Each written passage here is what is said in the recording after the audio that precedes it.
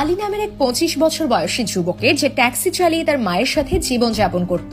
তার রোজকার জীবন ভালোই চলছিল এবং সে নিজের গাড়ি কেনার জন্য টাকা জমাচ্ছিল।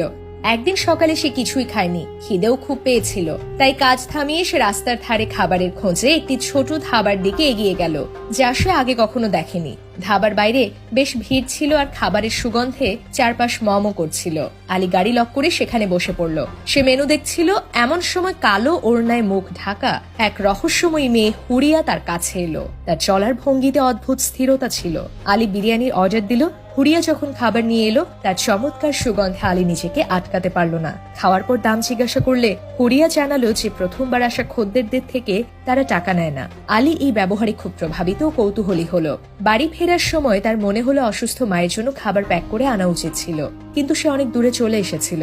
পরের দিন আলী আবার সেই ধাবায় গেল হুরিয়ার সম্পর্কে জানার আগ্রহে। হুরিয়া তাকে দেখে হালকা হাসলো এবং বিরিয়ানির সাথে বিনামূল্যে রায়তা দিল, কারণ সে দ্বিতীয়বার এসেছে। কথায় কথায় হুরিয়া জানালো যে সে বিজনেস নিয়ে পড়াশোনা করেছে এবং বাবার মৃত্যুর পর ছোট বোনের সাথে মিলে এই ধাবা চালায়। আলী সহানুভূতি বোধ করলো, কিন্তু আলীর নিজের জীবনেও সমস্যা চলছিল।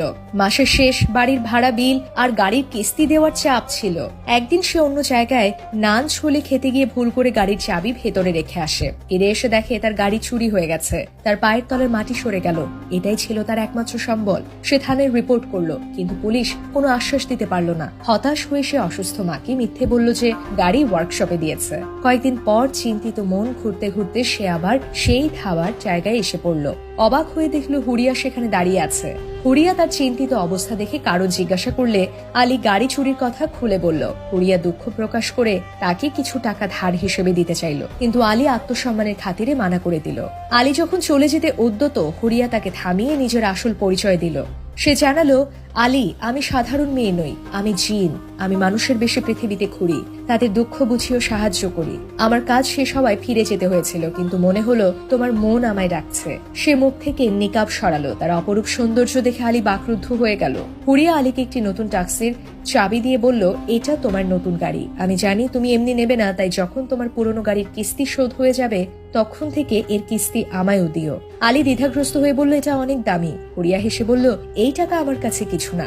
যদি সত্যি এর দাম দিতে চাও তবে ওই টাকা দিয়ে অন্য কোনো অভাবী মানুষকে সাহায্য করো। ভেবো আমার ঋণ শোধ হয়ে গেছে।